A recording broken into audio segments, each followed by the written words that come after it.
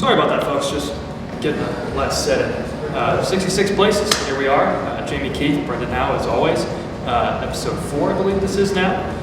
We are here in the state-of-the-art weight room in the ballpark. Jamie, got a couple sets in you today? What? No. Did it work out in you? No, you're good. We're good. We'll let the players handle that. We've got the Charleston Dirty Birds tonight. We open up another 3-game set, part of our 10-game season opening homestand. Jamie, Sunday didn't go your way, 5-2 final, but you did get the time run to the plate. We talked off the air after the game. That's really all you can ask for in that spot. Yeah, absolutely. Made a couple mistakes, not too many. They had a couple balls fall in that fell in for us earlier in the series, and it was a good series. We took 2 out of 3, and you're right. In the last inning of that last game, we got the time run to the plate in the middle of the night. That's all you can ask for. And, guys played their hearts out over the weekend. I know they enjoyed the day off yesterday. They really, that was a tough 2.5 weeks of the grind. So come back recharged today. Everybody's batteries are recharged, and this little cold that I'm carrying around, trying not to give to everybody. Hopefully, one day away from everybody, really helps everybody out. So we're back at it tonight with Charleston, and looking forward to it. I'll keep my distance. Yeah. We've got Theo Ramirez tossing the ball tonight. Wanted to ask you about him. He's been out of baseball for a little while. Made an impression in camp. What did you see from him over camp and now coming into his first start tonight? He's been a joy to talk to and get here.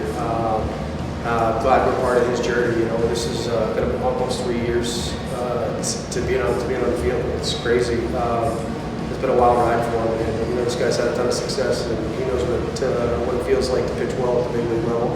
And he really has his ducks in a row and everything lined up in his life pretty well. He's able to be at home 5-6 nights a week with his family. And that they live in Hickory, so he and his wife and his kids are still able to do everything that they're trying to do, and not too much of that changes. He's just added baseball back into his life on a full-time basis. He's been training and working really, really hard to get back to this point, and he's the one guy that I think we're going to have a little bit of a talk with him before. He just needs to go out and really enjoy it, kind of take night number 1 in, because I'm sure it's going to be an emotional roller coaster for him, for those that get through that first inning. But at the end of the day, he's been around for a long time. He's done this very successfully, and we're certainly happy he's on our side. It's kind of the perfect storm when you have a situation like that. Another player on the roster, Adam Taylor, who was here with us for an exhibition game in Gastonia. Full-time real estate agent, baseball on the side.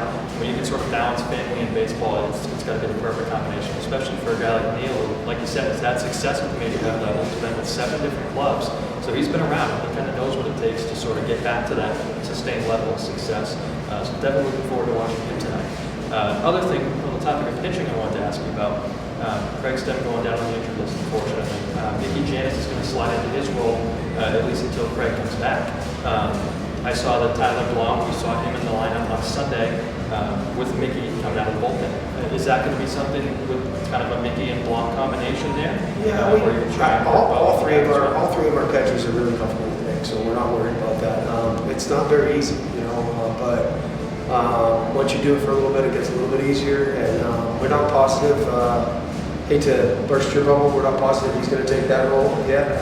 We may sign somebody else. We may have somebody in the ringer ready to go Thursday.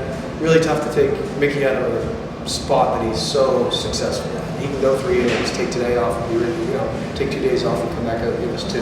So he wants as many innings as he can get, and when we need him to go into the rotation, he's like, I have to, then I think we'll do that. So we're still working on some things, and I know it's only 72 hours away, but we should probably get things kind of locked down. But we think we can pull something together and have another starter here for Thursday, and keep Mickey in that spot where tomorrow he'd be ready to go 1 up or 2 up if need be. So it's great that everybody's got to catch Mickey, and everybody's learned it, and nice that the guys love playing by him, because the ball's going to be put in play, and it's either going to be swung and hit, or and probably most of the time in the air. Some ground balls when he needs it, he knows how to get that. He's super athletic, and as a knuckleball guy, if you can somewhat range that around the plate, you're going to have success, and he's been able to do that, and he's doing it really well. You talked about Mickey in a role that he's comfortable in. You talked last weekend also about not going back-to-back with certain guys in the bullpen. Yet early in the season, you want to kind of ease guys in, which is understandable for sure.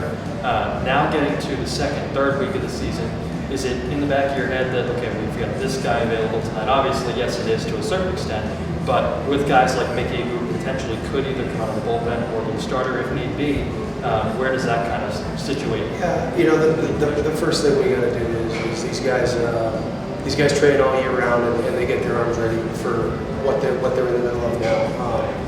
You know, a week, 10 days, maybe 2 weeks from now, guys will be ready to go back to back. If we can help it, we don't want anybody to go back to back days right now. You know, it's one thing if a guy gets up.